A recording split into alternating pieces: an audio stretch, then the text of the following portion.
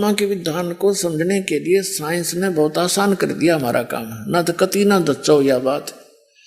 अब सारी समझ में आवे है, बुद्धिमान व्यक्ति हो गए। तो कहते हैं कबीर परमात्मा जब मुझे लेकर गए, आदरणीय गरीबदास साहिब जी कहते हैं कि परमेश्वर परम अक्षर ब्रह्म कबीर जी मुझे साथ लेकर जब गए तो यहाँ के उस चीफ जस्टिस के सामने, पहले तो ब्रह्मा विष्णु महेश के लोक में गए, तो जहां भी परमात्मा जाते थे तो सभी खड़े होकर के उनका सत्कार करते थे। हम बैरागी ब्रह्म पद सन्यासी महादेव, सो हम मंत्र दिया शिव जी को, वो करे हमारी सेव।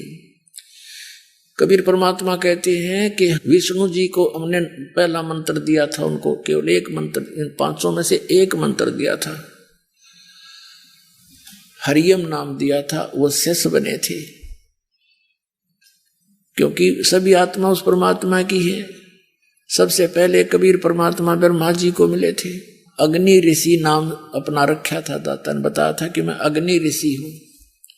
ब्रह्मा जी को सारा ज्ञान समझाया, सृष्टि रचना सुनाई, प्रभावित हुआ, क्योंकि ये भी आत्मा भगवान के लिए तड़प रही है।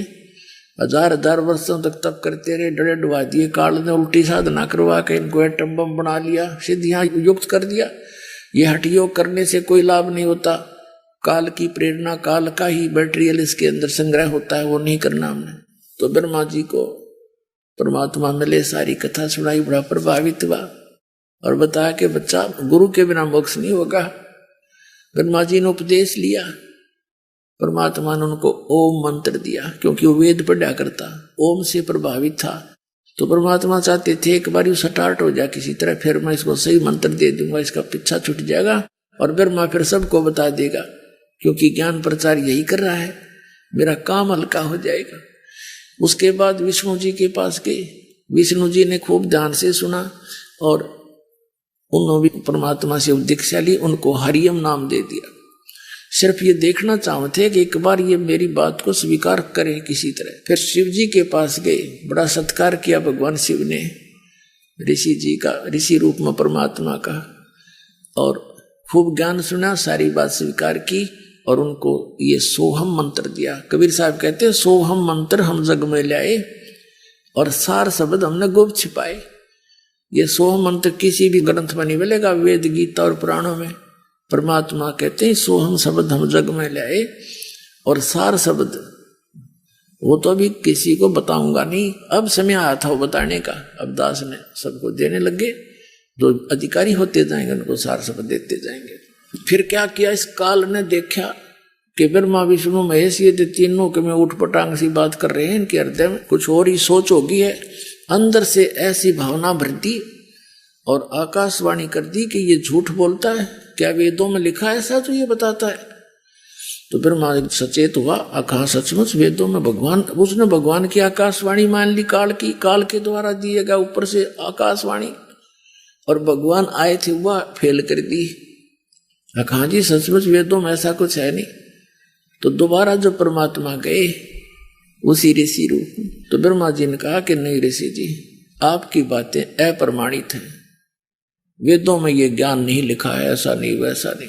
तो परमात्मा बोले इसे इतने वेद पढ़े जब तुमने का ये नहीं लिखा, तो उन्हें पता लग गया काल प्रेरणा होगी इनके अंदर, ये सुनेंगे नहीं, लेकिन फिर भी ये नेक आत्मा है, साधु संतों का आदर करते हैं और इनको ये भी पता है कि ऋषि का अनादर करने से ये विषैले सर्प भी है, श्राप भी दे देते हैं, इसलिए इनसे वैसे भी आदर करते हैं ऋषि रूप में विराजमान किसी व्यक्ति का। जैसे भगवान विष्णु जी को नारद जी ने श्राप दे दिया, उस श्राप के कारण और श्री राम रूप में जन्म होया, सारा जीवन बिरान माटी हुई, पत्नी कहीं, आप कहीं, बच्चे कहीं, उसके श्राप से ही वो कष्ट उठाया। तो इससे डरकर भी वो आदर सत्कार तो करते हैं ऋषि का, लेकिन करते हैं वही जो उनकी अपनी साधना है। तो परमात्मा दोबारा गरीबदास जी को लेकर जब गए इन ब्रह्मा विष्णु महेश के लोक में, गरीबदास जी के सामने तो वो महात्मा रूप में थे ही, जब वहां पहुंचे तो उनको उसी रूप में दर्शन दिए जिस रूप में वो प्रथम बार मिले थे। जो जिसके भी पास गए वो खड़े होकर के सत्कार किया, आओ महाराज जी। और परमात्मा ने कहा कि तुम गलती कर दी बच्चों, उस ज्ञान को, उस नाम को छोड़कर। वो नाम ने बोले जी नाम तो हम वही जपते हैं। परमात्मा बोले मैंने और भी कुछ आपको बताना था, तो वो नहीं स्वीकार किया। तो ये सारी कुछ डिस्कस वार्ता इसलिए करवाई गरीबदास जी के सामने, परमात्मा ने उनके मुंह से बुलवा दिया कि सचमुच ये परमात्मा इनसे मिले थे और ऐसा ऐसा इनके साथ बात हुई थी। उसके बाद गए धर्मराज के दरबार में, चीफ जस्टिस के ऑफिस में। तो वहां जाते ही धर्मराज खड़ा हो गया, अपनी आसन को त्याग कर। अपने आत्मा, ये अध्यात्म जगत जो है इसके अंदर आध्यात्मिक ही सब क्रियाएं काम करती हैं। इनको अपने आप आभास हो जाता है कि जो ये सामने व्यक्ति आया है ये कितनी पावर युक्त है। उनके बस की बात नहीं हुई, अपने आप आसन उनका खिसकने लग जाता है, तो वो समझ जाते हैं कि ये कोई आम व्यक्ति नहीं। तो धर्मराज के दरबार में परमात्मा पहुंचे तो उसका आसन ऐसे ऐसे करने लगे। वो एकदम खड़ा हो गया और हाथ जोड़कर खड़ा हुआ। तब परमात्मा खड़े हैं, जैसे एक छोटे अधिकारी को बड़ा अधिकारी आदेश देता है और साथ में उसको डांट भी लगाता है। इस प्रकार वार्ता कबीर साहब ने यहाँ के धर्मराज के साथ की, आंखों देखा, अपने सामने रूबरू हुई। वो वार्ता आदरणीय गरीबदास साहब जी ने अब किस प्रकार चित्रार्थ की वो आपको सुनाते हैं। आदरणीय गरीबदास साहब जी क्या बताते हैं। पंजा दस्त कबीर का सिर पर रखो हंस, यम किंकर चंपैन ही उधर जात है वंश। पंजा दस्त कबीर का और सिर पर रखो हंस। हे पुण्यात्माओं, अपने कबीर परमेश्वर का पंजा अपने सिर पर रखना और यम के दूत आपके निकट नहीं आवेंगे और तुम्हारा पूरा कुल का कुल पार हो जाएगा।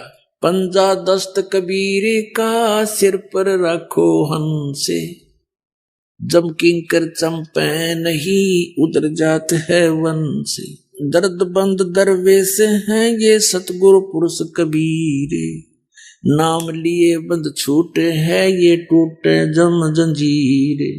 दर्द बंद दरवेश है, दरवेश माने संत, यानी जब वो परमात्मा संत रूप में आते हैं वो हमारे हमदर्द हैं, हमारे दुख में दुखी होते हैं, वो हमारी पीड़ाओं को समझते हैं। दर्द बंद दरवेश हैं सतगुरु पुरुष कबीरे, नाम लिए बंद छूटे हैं ये टूटे जम जंजीरे।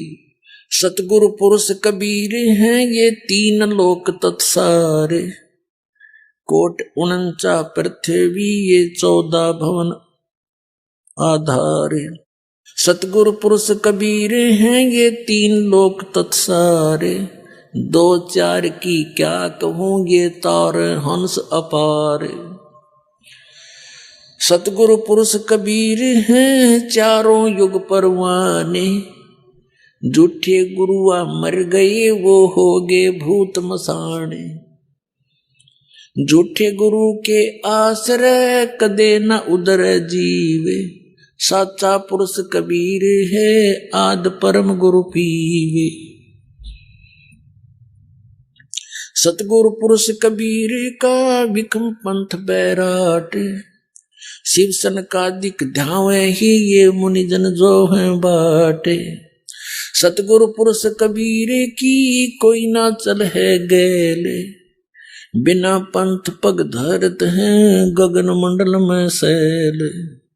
लख लख योजन उड़त हैं ये सुर नर मुनिजन संत, ऊंचा धाम कबीर का कोई न पावे अंत।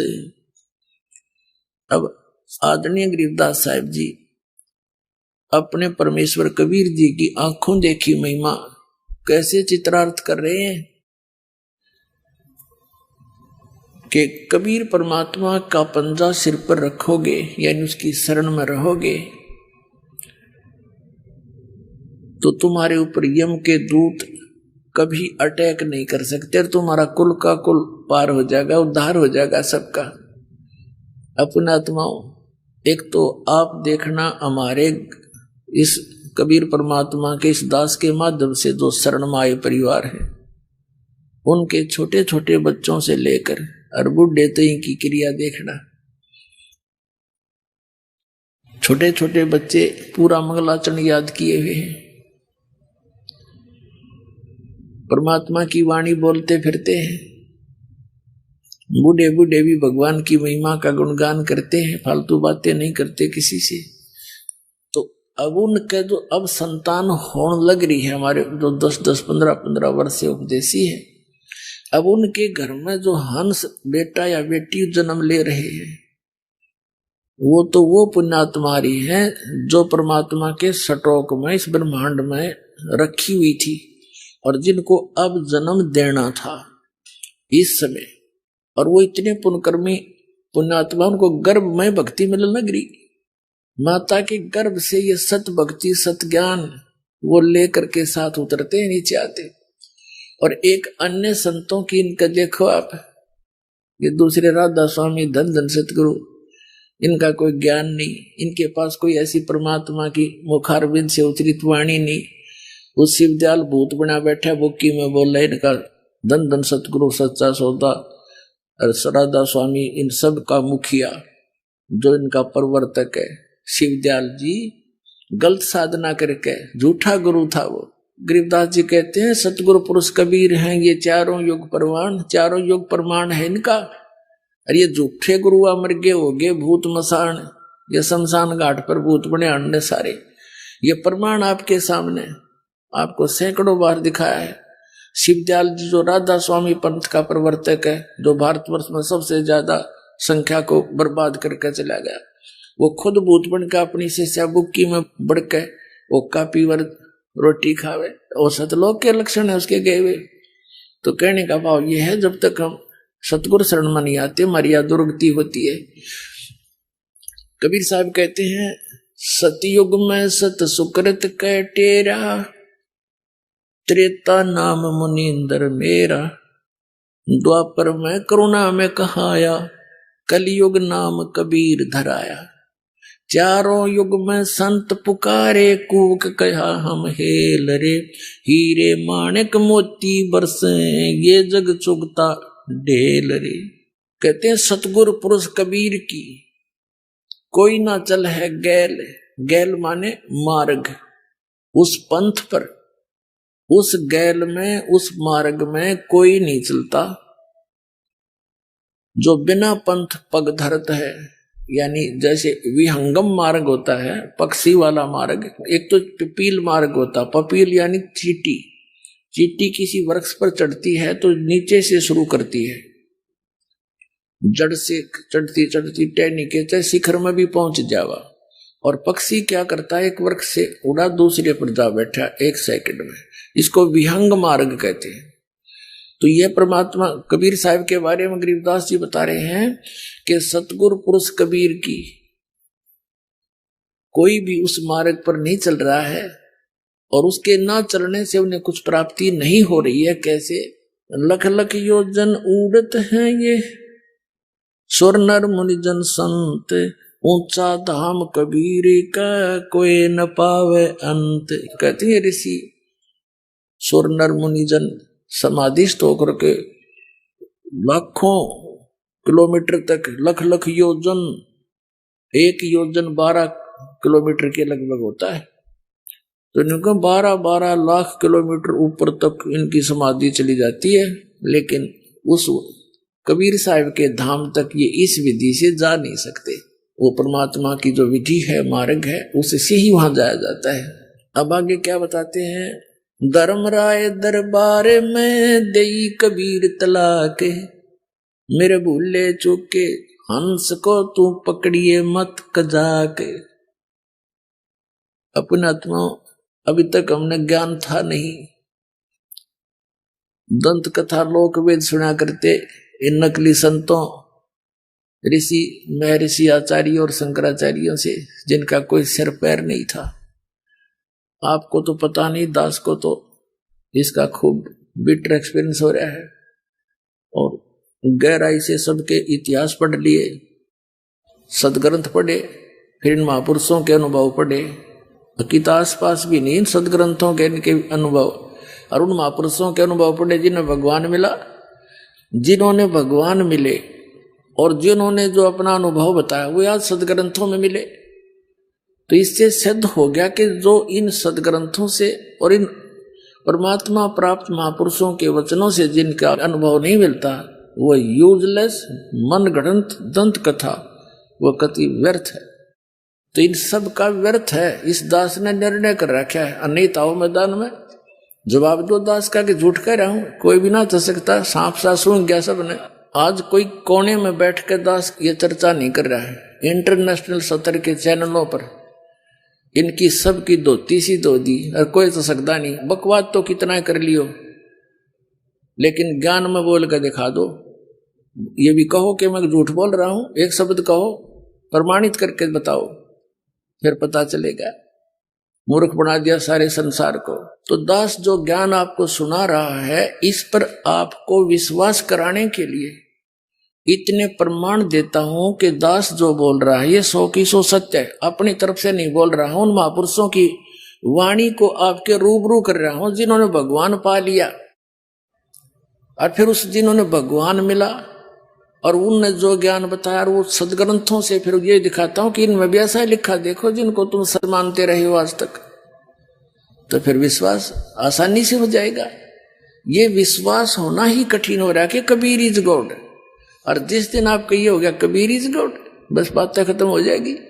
फिर त्या वाणी पढ़ा करेंगे, आंखों में आंसू आया करेंगे, घर घर बैठ कर भगवान की चर्चा चला करेगी। बकवाद करते हैं सारा दिन 2 रोटी के लिए। और ये परमात्मा प्रसन्न हो गया, घर भर देगा ठड्डे आपके, खाया भी ना जा सारी उम्र आप पर, इतना दे देगा आपको।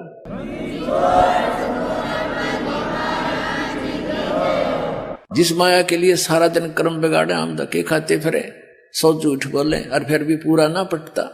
तो ये परमात्मा सब कुछ कर सकता है। आपको कथा सुनाएंगे धीरे धीरे, क्योंकि इतना लंबा सिलेबस है इस परमात्मा का। 1 वर्ष में तो एक ही प्रमाण का नंबर आता है। धीरे धीरे सारे सुनाएंगे। CD ले जाया करो, पुस्तक छाप रखी भक्तान इन पढ़ा करो। तो ये सारा कुछ मिलाकर अपना कंप्लीट कोर्स करो। जैसे बच्चा 14-15 वर्ष पढ़ता है 2 रोटी के लिए, वो अभी मिले तो मिले, ना तो नो के नो। और इसने पढ़ के देखो, इसमें लगाओ थोड़ा समय। एक सम्मन नाम का मनियार था, गरीब सा, और उसका एक पुत्र था सेऊ, पत्नी थी नेकी। उनने ज्ञान सुना, परमात्मा पर विश्वास हुआ। इतने गरीब थे कि हैंड टू माउथ थे और विश्वास भगवान पर जबरदस्त था।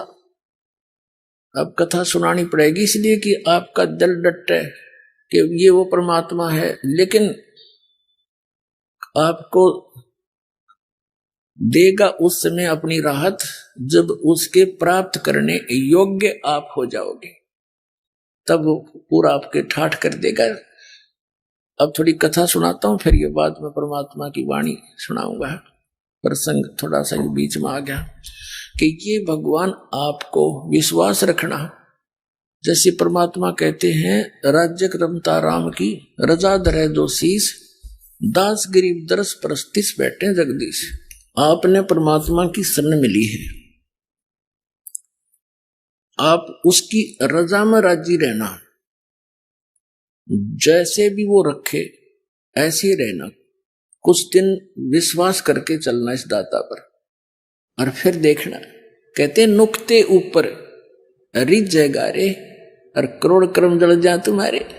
नुक्ते ऊपर रिझ जाएगा। इससे पहले थोड़ी सी कथा और सुनाता हूं। एक हमारा भक्त है, वो ट्रांसपोर्ट का काम करता है। उसके पिताजी ने दीक्षा ली, तो रिटायर्ड थे वो मिलिट्री से, बड़े सच्चे आत्मा के आदमी थे।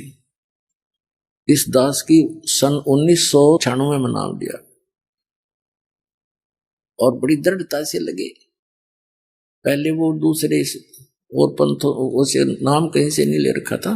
जैसे हमारे इस क्षेत्र में विशेषकर रोहतक जिले में महर्षि दानंद की ज्यादा छाप थी, उससे भी प्रभावित थे, पर इस ज्ञान से वो काफी एकदम बदल गए। फिर उन्होंने अपने बच्चों से, उसका लड़का जो पूना रहता था उससे कहा, बेटा मैं नाम ले लिया तुम भी ले लो। वो मानना नहीं। पिताजी तो बहका लिया, इसके पास थोड़ी बहुत या पैसे दिखे हैं, कोई लुटेरा इन लूट लेगा। बच्चा उसकी मानने निर्बाप बच्चे की कुकरवाना आंखें देख रहा, सारी बात सुन रहा। कहने का भाव ये है कि वो बच्चे नहीं माने। कुदरती उसने 2 पाठ रखवा रखे थे अपने दोनों पोतों के उपलक्ष्य में। उसकी उस दौरान मृत्यु होगी, क्षणों मृत्यु होगी। तो मृत्यु के समय उनके संकल्प किए हुए पाठों को कराना मजबूरी बन गई बच्चों की। तो उस समय उसने वो ज्ञान सुनना पड़ गया, मजबूरी होगी उसकी।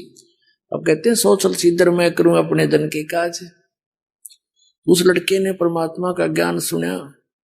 पहले तो बिल्कुल विपरीत विचार रखता था, तुरंत बदल गया, पूरे परिवार को दीक्षा दिलवा दी। उसके पास 1-2 गाड़ी थी उस टाइम। दीक्षा लेकर वो चला गया। सीडी हमारी कैसेट बना रखी थी पहले हमने, ये वो ले गया सारी। उसने सारा कुछ सुना, बहुत अच्छी तरह दृढ़ता से उसको समझ में आ गया, सारा ज्ञान कंप्लीट दृढ़ हो गया। उस दौरान क्या हुआ कि उनकी एक गाड़ी एक्सीडेंट हो गई और उसका गलती से किसी कारण से वो इंश्योरेंस एक ही दिन आगा पीछा हो गया था। तो वो उस टाइम इस शहर की कीमत थी 80-90 हजार रुपए की हानि उसको होगी। उसकी माँ को उसने संदेशा दिया कैसे ऐसी होगी। उसकी माँ कहने लगी भाई यू नाम छोड़ दो, देख नाम लिया तेरा बाबू मर गया, और तो हमने नाम लिया तेरी गाड़ी 80 हजार का नुकसान हो गया। लेकिन वो लड़का समझ गया था कसूती तरह। तो अपनी माँ को तो जैसे तैसे उन्हें संतुष्ट किया। फिर वो बताओ था बाद में, कहने लगा जी मैंने तो हाथ फैला के ये कहा था परमात्मा अपनी शरण से दूर ना करना, चाहे भीख मंगवा लियो, आपका दास रहे आपकी शरण में। नो कहता जी मैं तो उस दिन के बाद और आज तक उस परमात्मा ने ऐसी रजा बख्श रखी उस बच्चे पे, सैकड़ों की संख्या में तो गाड़ी दे दी, और उसका दान धर्म की पूरी नीत आज तक ज्यों की त्यों है। तो परमात्मा कहते हैं नुक्ते ऊपर रिझ जाएगा रे, करोड़ कर्म जल जाए तुम्हारे। वो नुक्ता था, जब फेल हो जाता तो खत्म था, वो तो वे लिया था और गणा हो जाता। और उस नुक्ते पर नूराजी हो सा भगवान जो रिझ जय जगदीश, फिर देखना ठाठ थरे सब क्या है। और फिर इस माया की अपन जरूरत भी नहीं है, लेकिन ये इतनी दे देगा संगवाई नहीं जाएगी आप पर। फिर इसको पा करके विचलित मत हो जाना, ये समझ लेना ये माया आवश्यकता से अधिक कर पे नहीं रहनी चाहिए। और जब मालिक साथ रहा, परमात्मा कहते हैं कल्पे कारण कौन है कर सेवा नहीं काम, मन इच्छा फल दूंगा जब पड़े मेरे ते काम। तो इस तरह की दृढ़ता और सच्चे भाव से मालिक में समर्पण आप कहा जाएगा ना उस दिन, फिर देख लेना भगवान क्या नहीं कर सकता। एक प्रमाण नहीं लाखों प्रमाण याद है इस परमात्मा के। और अब सन 1994 से लेकर आज तक इस दास ने जिनको भी उपदेश दिया है, परमात्मा की शरण दिलाई है, उनकी पहले क्या स्थिति थी और आज उनके क्या सुख है, उनके मुख से सुनने से विश्वास गणा होगा आपको। एक परिवार की कथा सुनने लग जाना, कान बहरे हो जाएंगे। जो पहली बार सुनेगा उनके इतने सुख दे रखे परमात्मा। लेकिन उनको ये भी विश्वास हो चुका है कि हमने धन की जरूरत नहीं, हमारा धन तो ये है हमारा नाम सुरक्षित रहे और काम नहीं कोई अड़े। काम नहीं अड़ेगा भगवान का, भगवान के बच्चों का काम अड़ गया फिर भगवान की तरह गया। फिर घनी मांगने की जरूरत नहीं, इस पर बेमतलब डिमांड नहीं रखा करते। बेमतलब की डिमांड तो मन रखता है, आत्मा रखती है आवश्यकता की। तो आत्मा की जो पुकार है दाता सुनता है, इस मन की नहीं। मन तो काल का एजेंट है। तो पुणात्मा आप इस ज्ञान से पूर्ण परिचित हो जाओ, फिर देखना इसके ठाठ। आप देखो कितना धनी है, टेंशन खत्म नहीं। और आपने परमात्मा का बच्चा चाहे सिंपल सा घर पर रहता हो तो उसको कोई टेंशन नहीं, क्योंकि उसको मालूम है कि समर्थ हमारे सिर पर बैठा है। शेर सौंप्या गुरुदेव को सफल होया यो शीश, नितानंद इस शीश पर आप बसे जगदीश। परमात्मा को सिर सौंपया, सिर सौंपना कोई काट के नहीं देना, समर्पित हो जाना। अब एक कथा सुनाता हूं आपको, ये सेऊ और सम्मन नाम के सेऊ तो उनका पुत्र था, सम्मन पिता, निक्की उस सेऊ की माँ यानी सम्मन की पत्नी थी। वो दोनों मनियार का काम करते थे। नेक्की भी मनियारी का काम करती थी, चूड़ी पहनाया करती थी बहन बेटियों को, और वो मनियार भी। गरीब इतने थे बहुत गिने, हैंड टू माउथ थे, विश्वास भगवान पर दृढ़ था, सत्संग बहुत सुन रखे थे परमात्मा के। अब वो जहां भी चूड़ी पहनाते थे बहनों में बैठकर, तो बहाना सा मिलाकर चूड़ियां भी पहनाते रहते, अपने भगवान की कथा भी सुनाते रहते। हमारे गुरुजी ऐसे हैं, हमारे गुरुजी ऐसे हैं, कबीर नाम है, उन्होंने ऐसे सिकंदर राजा के जलन का रोग था वो ठीक कर दिया। सिकंदर राजा ने एक गऊ काट दी थी बीचों बीच परीक्षा के लेने के लिए भगवान की, कि इसको जीवित कर दे, जब मानो तो कि साहब संत है, वो जीवित कर दी थी। यानी इस तरह की बहुत कथा सुनाया करते थे। तो बहनें उन दोनों का मजाक करा करती, जब तो सुन लेती पीछे तो कहा करती तो पागल हो रहे हैं, एक दानक न भगवान बतावे। कहने का भाव ये है कि वो अपने स्वभाव व सबको ऐसे बताते रहते थे। एक दिन क्या हुआ कि सेऊ नाम का जो लड़का था अन्य बच्चों में खेला करता था, वो भी यही कथा सुनाता बच्चों में। तो वो बच्चे कहा करते थे कि आप बताते हो आपके गुरुजी सिकंदर लोधी के वहां गए, घर पे गए, वीर सिंह बघेला काशी के नरेश के घर पे गए, उन नाम ले रखा था। और भी आप ऐसे दामोदर सेठ के घर पे गए, तुम्हारे घर पर क्यों ना आते? तुम्हारे गुरुजी तो स्वार्थी हैं, वो तो पैसे वाले और राजाओं के पास जाते, तुम्हारे घर पर आए कभी? वो कहने लगा बच्चा था सेव, ना भी हमारे घर पर तो गुरुजी नहीं आए कभी। फिर वो तो भाई पैसे वालों के जाते, ये तो पैसे के पुजारी होते ये गुरु। अब वह बच्चे के बाद खटक गई। उसने अपनी माता और पिता से कहा कि माता, अपने गुरुजी कभी अपने घर नहीं आ जाएंगे? वो हमारे घर गुरुजी आ जाएं तो बड़ी अच्छी बात हो। तो नेकी और संबंध दोनों कहने लगे बेटा उनके तो लाखों सेवक हैं, और किस किस के घर में जाओगे, वो तो दूर थोड़े ही हैं, परमात्मा तो बेटा हमेशा साथ रहते हैं। सेऊ आंखों मासूम भर के कहता माता जी बच्चे ऐसे ऐसे कह रहे थे, और एक बार गुरुजी आ जाना तो मैं उनको कहने जोगा हो जाऊं। अब देख आगे ना मेरे गुरुजी स्वार्थी नहीं है, मैं कहता हूं उनको पर वो नहीं मानते। ऐसे उनकी चर्चा हो रही थी, और नेकी और सम्मान उनको समझा रहे थे बेटा हमारे साथ ही रहते हैं, वो दूर थोड़े ही है, अब किस किस के घर जाएंगे गुरुजी ऐसे ऐसे। और उधर से ये एक कमाल नाम का लड़का 10-12 वर्ष का, उसकी मृत्यु हो गई थी, उसको जल प्रवाह कर दिया। कुछ कबीले ऐसे हैं जो ना दफनाते हैं, जमीन में नहीं गाड़ते हैं, ना जलाते हैं मुर्दे को, वो जल प्रवाह कर देते हैं।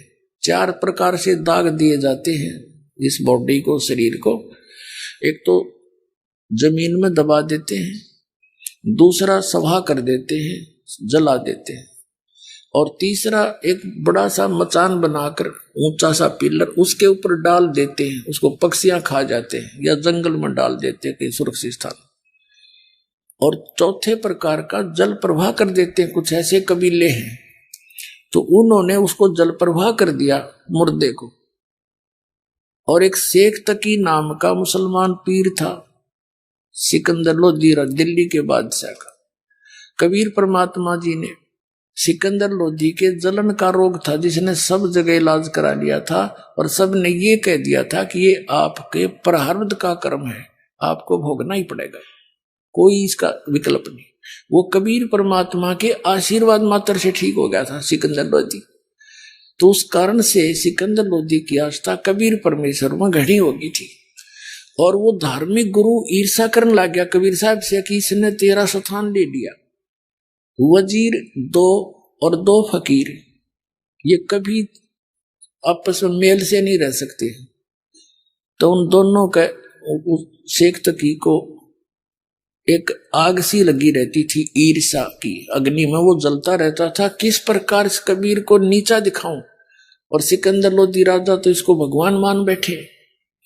तो शेख तकी ने कहा कि सिकंदर लोधी राजा, आपने एक हिंदू काफिर को गुरु बना दिया है, और मैं सब मुसलमानों को बताऊंगा कि राजा काफिर हो गया है और उसको गुरु धारण कर लिया है, हिंदू क्रियाएं करने लग गया है। अब सिकंदर लोधी दिल्ली के बादशाह को पता था कि इसकी बात को पूरा मुसलमान भारत का मानता है, क्योंकि वो पूरे मुसलमान धर्म का हेड था, मुखिया था। उसने जनता होगी कि तो बात बिगाड़ेगा, जनता को विरोध कर देगा और तेरा राज्य जाओगा। चिंतित हो गया। कबीर साहब को पता चला, कारण बताया गया। तो कबीर साहब ने कहा, पूछ ले ये कैसे प्रसन्न होगा तेरा पीर। तब सिकंदर लोधी ने पूछा, पीर जी आप क्या चाहते हो, कि आप इसको भगवान मानते हो, कबीर को अल्लाह मानते हो? हमारे हजरत मोहम्मद जी ने एक गाय को जीवित कर दिया था, मेरे सामने कोई ये मुर्दा जीवित कर दे, मैं मान लूंगा ये अल्लाह की जात है। तो कबीर साहब ने कहा, ठीक है भाई, कोई मुर्दा ले शेख तकी, ला करता हूं कोशिश, जो हो गया था। अब शेख तकी कहने लगा, मैं कहां से लाऊं, कभी टाइम आएगा जब देखूंगा तुझे। इतने में वो टेंशन, वो तो उसका बनी हुई थी सिकंदर लोधी के। परमात्मा टेंशन नहीं देख सकता अपने बच्चे की। दरिया के किनारे खड़ी ये बातें हो रही थी। दरिया के अंदर वो बहता हुआ मुर्दा 12 साल के बालक का आ रहा था। सभी ने देखा कि वो मुर्दा आ गया, मुर्दा आ गया। कबीर साहब ने, शेख तकी, कबीर साहब और सब जो अंगरक्षक थे राजा के, उनके साथ वहां गए हुए थे, वो सभी खड़े हो गए आगे भागकर। तब कबीर साहब ने कहा, शेख तकी पहले तू कोशिश कर ले, कदे बाद में नंबर बनावे मैं भी कर दूं। तो सभी ने कहा, ठीक है पीर जी आप भी ट्राई करो। शेख तकी करेगा, फूफा वो आगे चलागा, मुर्दा काफी दूर। तब शेख तकी कहने लगा, ये तो अपनी इज्जत बचाना चाहता था, मुझे लगा दिया इस पे। ये चाहता था कि ये निकल जाए, तेरे सिर से बला टल जाएगी। मुर्दे कभी जीवित होते, वो तो कभी कयामत के समय होगा। अब कबीर साहब ने कहा, ठीक है थक लिया तू। तब परमेश्वर ने जैसे मुर्दा नु बह कर जा रहा था, ऐसे हाथ किया वापस, जैसे इंजन वाली नौका चलती है दरिया के विपरीत दिशा में भी चल पड़ती है, ऐसे मुर्दा वापस आ गया ऐसे, और वहां खड़ा हो गया। नीचे से लहरें जा रही हैं दरिया की, और वो बच्चा ऐसे है। तो परमात्मा ने कहा कि हे आत्मा, कबीर हुक्म से जहां भी तू चली गई है, वापस आके इस शरीर में प्रवेश कर। इतना ही कहा था परमात्मा ने। लड़का ऐसे ऐसे कंपने लगा, एकदम खड़ा होकर बाहर आया, दंडवत प्रणाम किया। बोलो सतगुरुदेव।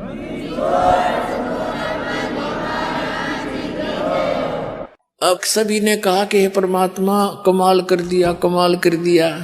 कबीर साहब ने कमाल कर दिया, उस लड़के का नाम कमाल रख दिया। अब लड़के को आप पता नहीं मेरा कौन, मैं कहां से था, कौन था, भूल गया सारी पिछली। तब परमात्मा ने उस बच्चे को अपने साथ रख लिया, अपने पुत्र के रूप में। कबीर साहब ने ना कोई विवाह किया था, कोई स्त्री नहीं थी उनकी। 2 बच्चों को, मुर्दों को जीवित किया था। एक तो ये कमाल नाम का था, एक कमाली, उस शेख तकी की लड़की थी 12-13 वर्ष की, वो भी मर गई थी, मृत्यु को प्राप्त हो गई थी, कब्र में दबा रखा था। उस लड़के के जीवित होने के पर भी उसने संतोष नहीं हुआ शेख तकी ने। उसने सोचा ना बनी बात, यू तो और ज्यादा महिमा होगी।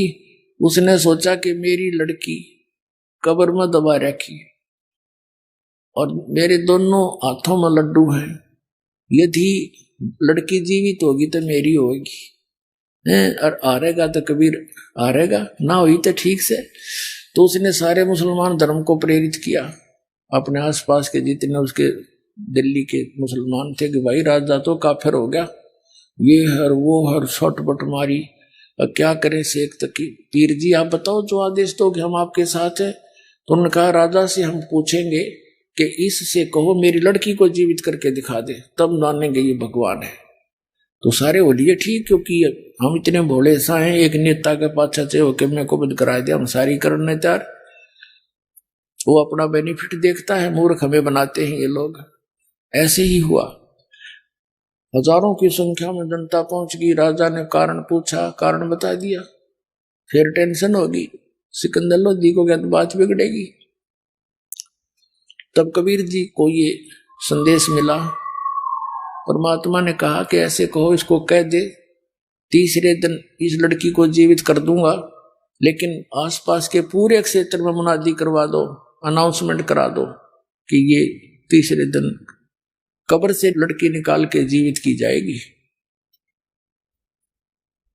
अब उसी समय से तो सारे ढिंडोरे पिटवा दिए और राजा ने तो आसपास सब जगह मुनादी करवा दी, अनाउंसमेंट। लाखों की संख्या में लोग, कई हजारों की संख्या में लोग इकट्ठे हो गए, दर्शक, कब्र फुड़वा दी। अब कबीर साहब ने कहा कि शेख तकी अब तू कर ले जंतर मंतर अपनी बेटी को जीवित करने के लिए। तो उपस्थित जन कहने लगे जी इसके पास कोई शक्ति होती है आत्मिक, तो अपनी बेटी ने कौन मरने देता है, आप ही कृपा करो। तो परमात्मा ने कहा कि हे शेख तकी की लड़की जीवित हो जा। नहीं कोई एक्शन हुआ। दूसरी बार फिर यही कहा, तीसरी बार फिर यही कहा कि हे शेख तकी की लड़की जीवित हो जा। लड़की जीवित नहीं हुई। तो शेख तकी ने भंगड़ा पा दिया, नाचा कूदा, देखा मैं कह रहा था ये झूठा है, ठग है, कोई मुर्दे जीवित होते हैं, देखो भैया, है ना। तब कबीर साहब बोले डट जा, रुक जा शेख तकी। अब देखो उस नालायक व्यक्ति ने अपनी बेटी की, अपनी पुत्री का जीवित होने का दुख नहीं, जीवित ना होने का दुख नहीं, कबीर साहब के आरण की खुशी मना रहा। तब परमात्मा ने कहा कि हे जीवात्मा, जहां भी चली गई है, कहीं पर भी किसी योनि में, वहीं से उस शरीर को छोड़ और इसमें प्रवेश कर, वहां से आर वापस आ। तुरंत परमात्मा के आदेश से तुरंत वो लड़की में एकदम कंपन हुई और वो लड़की जीवित होकर परमात्मा के चरणों में आकर दंडोत प्रणाम किया। बोलो सतगुरुदेव।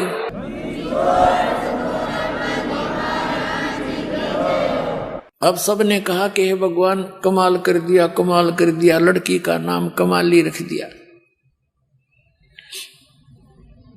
अब उस लड़की से कहा परमात्मा ने कि जा बेटी तेरे पिता के साथ।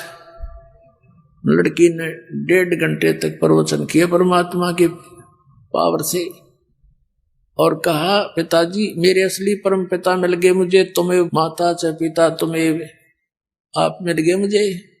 इस नकली पिता का और मेरा संस्कार समाप्त हो चुका था। आगे मैं दूसरी योनि में जाने की तैयारी कर रही थी पशु पक्षियों की, और ये परमात्मा मेरे वहां गए और मुझे वहां से छुटवा के लाए। ये लोगों, ये जनता वालों, ये भगवान हैं, ये अल्लाह हैं, अल्लाहु अकबर तुम्हारे सामने खड़े हैं। मैंने पहले इससे आज से तीसरे जन्म में, चौथे जन्म में मैंने परमात्मा की शरण ग्रहण करी थी। 4 वर्ष तक वो भक्ति की थी जो इन्होंने मुझे मंत्र दिया था। फिर लोक लाज में आकर मैंने वह छोड़ दी थी। उसके कारण फिर मुझे 2 मनुष्य जीवन और मिले। ये मनुष्य जीवन मेरा इतना ही था, आगे मानव जीवन का संयोग मेरा नहीं बचा था। इस परमात्मा ने फिर दया करी मेरे पर। और लोगों चरण पकड़ दो इसके। पुण्यात्माओं, कई हजारों की संख्या में इस चमत्कार को, इस लीला को देखकर